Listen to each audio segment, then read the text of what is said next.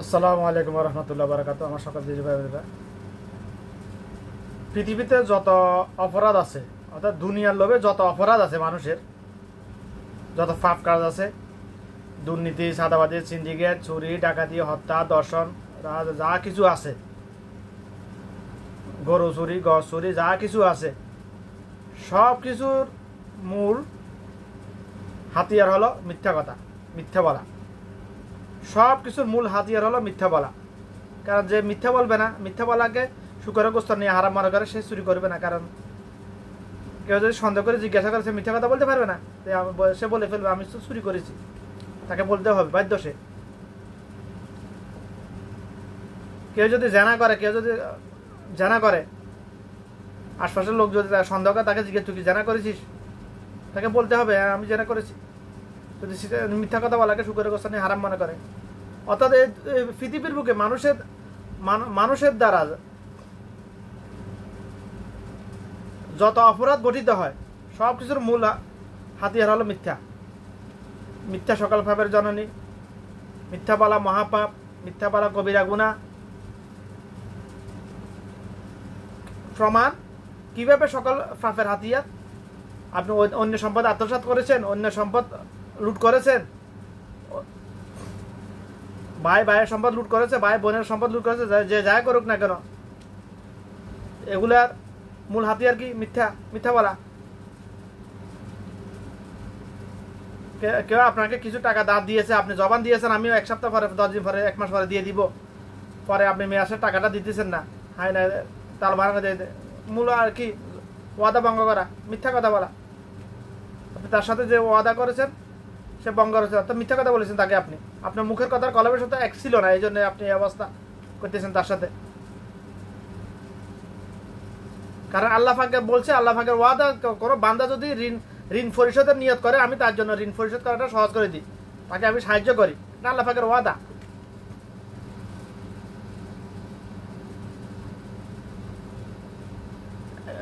যারা দুর্নীতি করতেছে, সিন্ডিকেট, সাদাবাজি করতেছে, মানুষের হক নষ্ট করতেছে, জনগণের হক নষ্ট করতেছে, তাদের মূল হাতিয়ার কি? মিথ্যা বলা।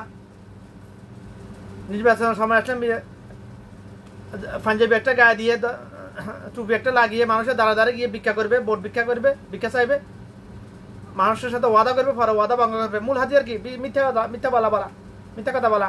তাতে মুখের কথা জবান এক নাই, কলমের কথা এক নাই। নির্বাচিত হওয়ার সাথে সাথে তারা সব উল্টি যায়।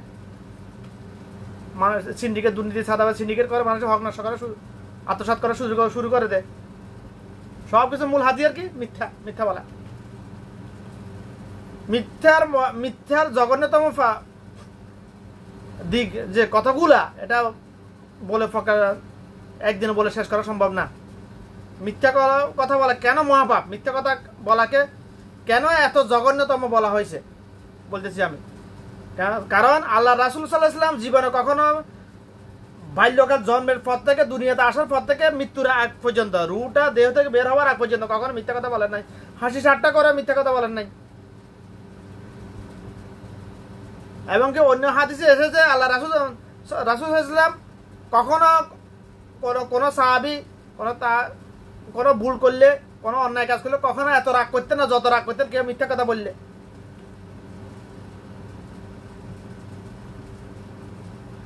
যখন নামাজে শেষ গেছে, তখন আবু জাহেলের নির্দেশে মক্কার কাফেররা ওটা নাড়ি বুড়ি তার গর্দানে তুলে দিয়েছে যাতে শ্বাসরুদ্ধ হয়ে মারা যায়। তখন রাগ করেন নাই, বদদোয়া করেন নাই।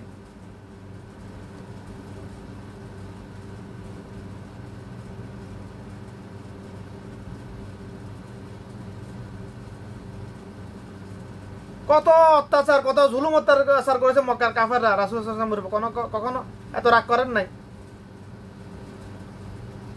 সাহাবীরা তো আমাদের মতো মানুষ ছিলেন, তাদের দ্বারা কি ভুল হয় নাই? অবশ্যই হয়েছে, ছোটখাটো ভুল তো অবশ্যই হয়েছে, কিন্তু কখনো এত রাগ করে নাই। কিন্তু কখনো কোনো সাহাবী যদি মিথ্যা কথা বলতেন, যতক্ষণ পর্যন্ত না তার কানে এই কথা আসে না যে ওই সাহাবী মিথ্যা কথা বলছে, এটা তওবা করেছে, ততক্ষণ পর্যন্ত সারাদিন নাকি এটা দৌড়াইতে, শুধু দৌড়াইতে। কিন্তু অভ্যাসটা কেন আমার মধ্যে চলে আসছে আমি এটাই জানি না। মিথ্যা কথা শুনলে আমি আর সামনে আর মানুষই দেখি না। আমি আর আমার কন্ট্রোলে থাকি না। এটা নিয়ন্ত্রণ করা অনেক চেষ্টা করতেছি, কিন্তু সম্ভব হইতেছে আমার পক্ষে। এটার একটা কারণ, আমি দুনিয়ার লোভে কখনো মিথ্যা কথা বলি নাই। কেউ বিশ্বাস করলে আমার কিছু যায় আসে না, না করলে আমার কিছু যায় আসে না। কেন বিশ্বাস করবে না বেশি মানুষ?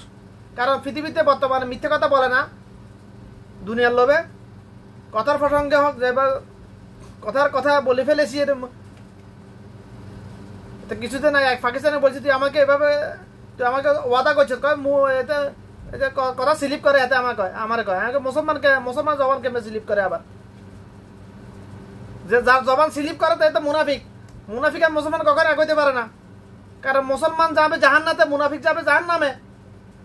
আল্লাহ পাক কোরআনে স্পষ্ট বলছে, ইন্নাল মুনাফিকিনা ফি নারে জাহান্নাম। মুনাফিকের স্থান ইন্না, নিশ্চয় মুনাফিকের স্থান জাহান্নামের নিম্ন স্তরে। ভাই কাফেররা তো সব জাহান্নামে যাবে, এটা সত্য, সবাই জানে।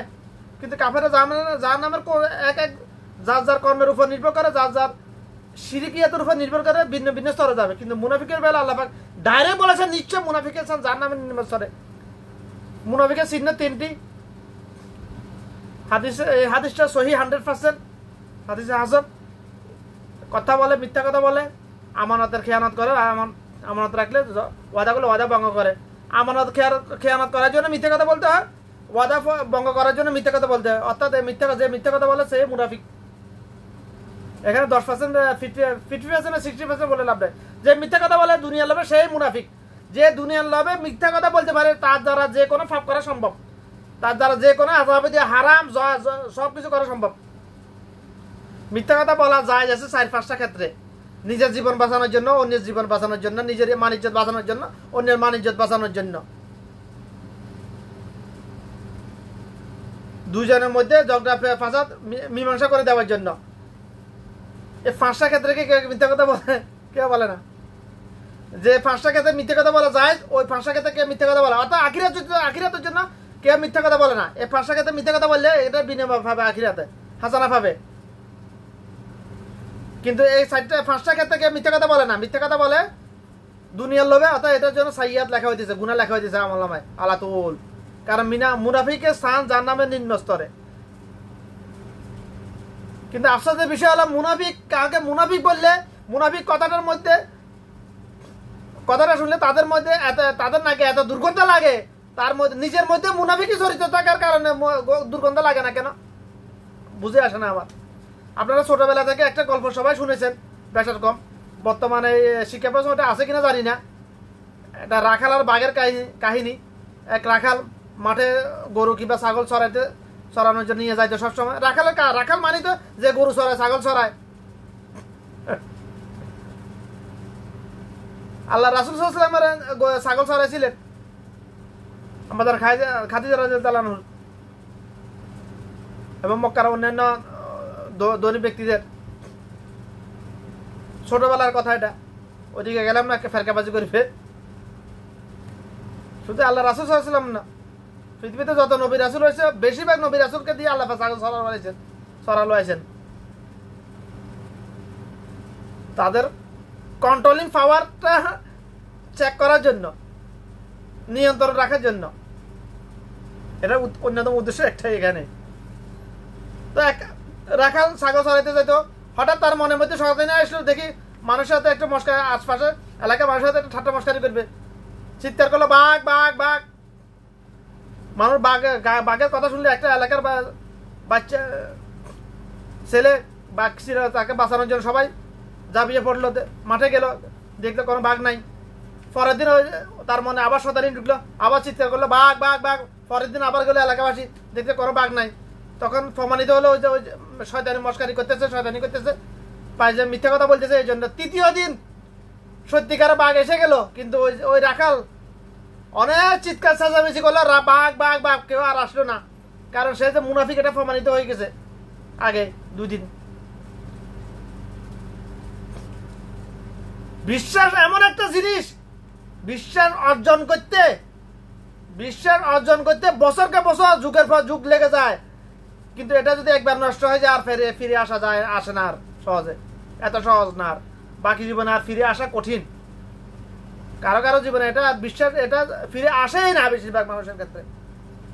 খুবই কঠিন এটা। বিশ্বাস এমন একটা জিনিস, একবার নষ্ট হয়ে গেলে এটা সহজে ফিরে আসে না।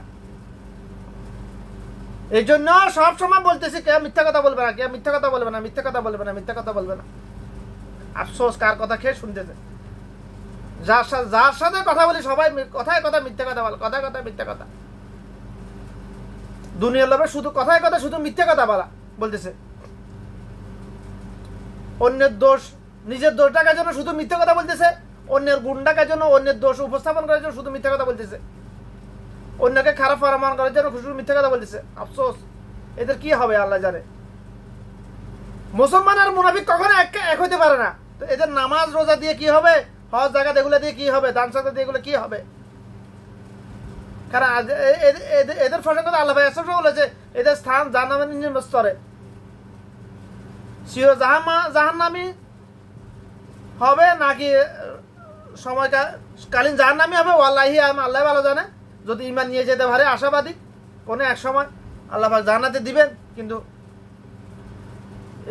যে নির্দিষ্ট কালটা তো কত লম্বা সময়, এটা কল্পনা করা সম্ভব না। পৃথিবীর কোনো এলেমের সম্ভব না এটা। এই এলেম দিয়ে, এই জ্ঞান বুদ্ধি দিয়ে এটা কল্পনা করা সম্ভব না যে আখিরাতের সময় কত লম্বা।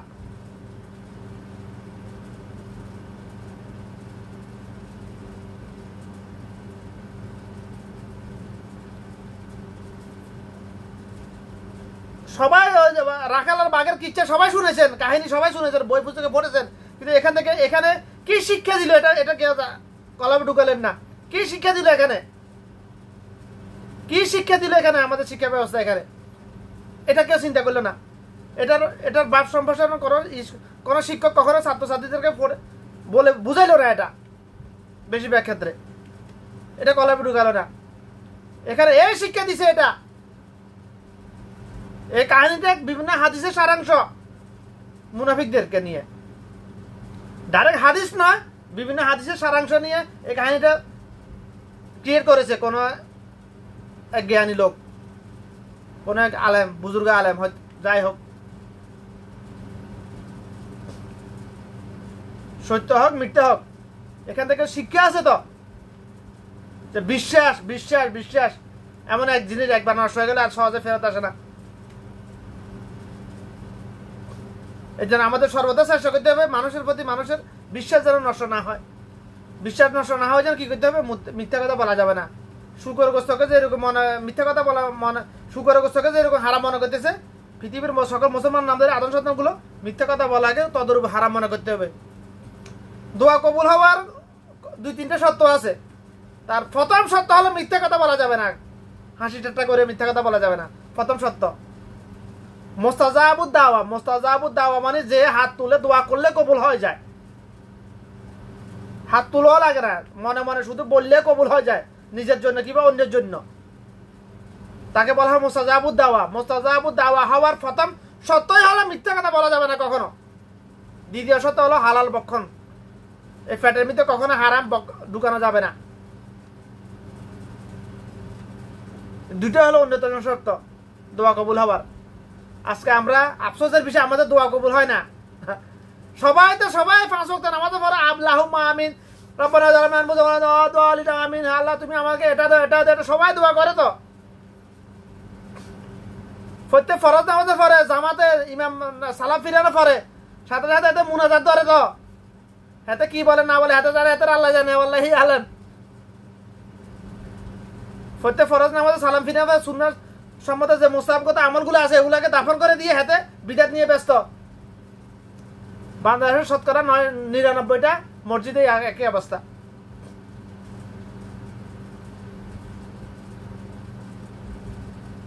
বিদাতে লিপ্ত।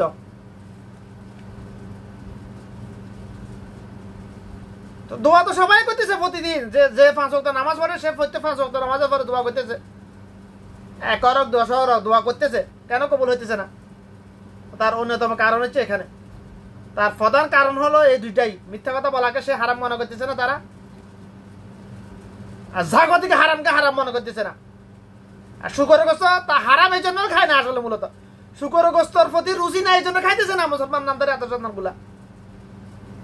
যদি হারাম মনে করি আল্লাহ হারাম করেছে এই জন্য না খাইতে শুকরগ্রস্ত, আহা যে আল্লাহ শুকর গোস্ত হারাম করেছে, যে আল্লাহ শুকর গোস্ত খাওয়ার জন্য নিষেধ করেছে, সেই আল্লাহ তো সুদ খাওয়ার জন্য নিষেধ করেছে, দুর্নীতি চাঁদাবাজি সিন্ডিকেটের জন্য নিষেধ করেছে, ঘুষ খাওয়ার জন্য নিষেধ করেছে, মিথ্যা কথা বলার জন্য নিষেধ করেছে। আল্লাহ রাসূল সাল্লাল্লাহু আলাইহি ওয়াসাল্লাম বলেছেন মানে আল্লাহ তো বলেছেন, সেই আল্লাহ তো অন্যের জানমাল হারাম করেছেন। এগুলা কি হারাম মনে করতেছে মানুষ? কথায় কথায় মিথ্যা কথা, কথায় কথায় মিথ্যে বলে, এত কথা কেন জোরালো ভাবে? এটা অন্যতা কারণ আমি বিগত প্রায় 18 বছর ধরে আমি ব্যবসা করতেছি, দেশে বিদেশে মিলে, ছোটখাটো একেবারে অনেক বছর আগে থেকে। আজকে 11 বছর আমি ওমানে প্রবাসে আছি। আমি আমি লক্ষ লক্ষ মানুষের সাথে আমার লেনদেন হয়েছে, কথাবার্তা চলতেছে। কথা কথা মিথ্যে কথা, মাত্র 100 পয়সার জন্য আবু জাহেল গুলা, আবু জাহেলের উত্তরসূরি এরা, আবু জাহেলের উত্তরসূরি না, আবু জাহেল এরা কথা কথা আল্লাহর কসম খায় মিথ্যা কথা বলে 100 পয়সার জন্য, 200 পয়সার জন্য। ভাই 1000-2000 রিয়াল নয়, 100-200 পয়সার জন্য আল্লাহর কসম খায়। কসম আল্লাহ মানে কসম আল্লাহ, কসম বিল্লাহ মানে আল্লাহর কসম। এটা এগুলোর জন্য ফান্তাবাদ হয়ে গেছে। আমাদের দেশে মানুষের জন্য গিবসবরকারী ফান্তাবাদ হয়ে গেছে, চা নাস্তা হয়ে গেছে। এদের জন্য কথা কথা কসম খাবা চা নাস্তা হয়ে গেছে, ফান্তাবাদ হয়ে গেছে। নিত্য নিত্য নিত্য প্রয়োজনীয় জরুরি গুরুত্বপূর্ণ নাস্তা পানি হয়ে গেছে এদের জন্য মিথ্যা কথা বলা, কথা কথা মিথ্যা কথা বলা। এর মিথ্যা কথা বলে, মিথ্যা কথা হাতে আল্লাহর কসম মিথ্যা কথা বলতেছে। কিন্তু আমি বলতে পারবো না তুই মিথ্যা কথা বলছিস, এটা বলতে পারবি না। বললে হাতের ঝগড়া, তুই আমার এতরাম করস না। হারাম জাদা, তোরা কি এতরাম কর? তুই তো আবু জাহেল, তুই তো শয়তান, ফকেশ একটা মানুষ, শয়তান। তোরা আবার এতরাম কিসের? তুই আল্লাহর কসম খেয়ে মিথ্যা কথা বলে, আল্লাহকে সাক্ষী রাখি তুই মিথ্যা কথা বলতেছ। তোরা আবার এতরাম কিসের? তোরা আবার সম্মান কিসের? আবার হারাম জাদা আইস। আফসোস প্রতিবাদ তো করি আমি, কারণ আমার দোকানে ক্যামেরা আছে, ভয়েস রেকর্ডার আছে। মিথ্যা কথা বলে আমাকে ফাঁসানোর চেষ্টা জীবনে অনেক মানুষ করেছে, কিন্তু আজ পর্যন্ত পারে নাই কখনো। দেশে বিদেশে কেউ পারে নাই।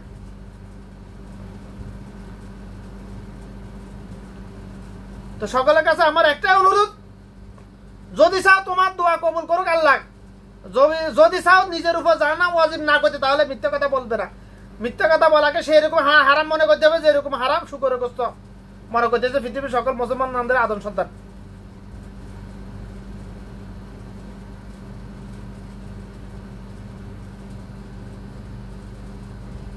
কারণ মিথ্যা কথা বলে যে সেই মুনাফিক।